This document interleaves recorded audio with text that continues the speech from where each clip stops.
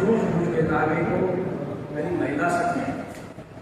सबसे पहले तो मैं आज जो बहुत ही महत्वपूर्ण राजनीतिक चर्चा के लिए इस इलाके की बात पंचायत बुलाई है, आयोजकों को इसके लिए बधाई देता हूँ कि राजनीतिक चेतना, राजनीतिक जागरूकता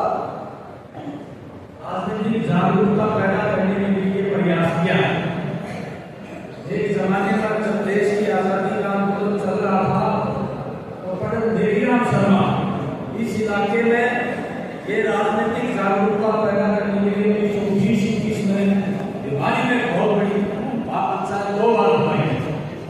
तो ये राजनीतिक चर्चा करने के लिए यहाँ बैठाई है। पहले तो इसके लिए क्योंकि 1991 के बाद इस देश में पूरी आर्थिक सत्ता कॉर्पोरेट के हाथ में चली है और उस कॉर्पोरेट की राजनीतिक पार्टियों को घुमाई और आज सबसे बड़ी पार्टी उसकी भारतीय जनता पार्टी है, जो कॉर्पोरेट के है, नजदीक है, उसकी चहेती है और उसके लिए उसने पूरा पैसे का भंडार खोल रखा है।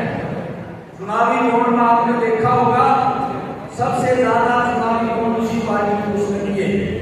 उसके पास मीडिया है, उसके पास अखबार का मीडिया है, इलेक्ट्रॉनिक मीडिया है और चुनाव आयोग ने उसने अपना ही बना दिया है। कानून पास करके बिल्कुल पार्लियामेंट में उसका बहुमत था पहले, अभी भी बहुमत है राज्य का। उससे पहले बहुमत के आधार पर चुनाव आयोग को अपॉइंट करने की ताकत उसने अपने हाथ में ले ली। और जितनी भी संस्थाएं हैं हमारी, वो संस्थाएं तो लोगों की हैं, चाहे वो सीबीआई है, आपका चुनाव आयोग है, ईडी है, इनकम टैक्स है, ये तमाम संस्थाओं का दुरुपयोग करके कोई चुनाव तो लोकसभा का 18वीं लोकसभा का चुनाव आया था, वो हमारे सामने आए थे। ये जो चुनाव था ये गैर बराबरी का था। विपक्ष के नेताओं को ईडी लगा करके गिरफ्तार कर लिया और चुनाव आयोग पूरी तरह से सरकार के साथ था। विपक्षी पार्टियों के खाते बंद कर दिए। ये गैर बराबरी का चुनाव था। उसके बावजूद भी ये कह रहे थे देश में 370 भाजपा राजद 400 पार जाएगी।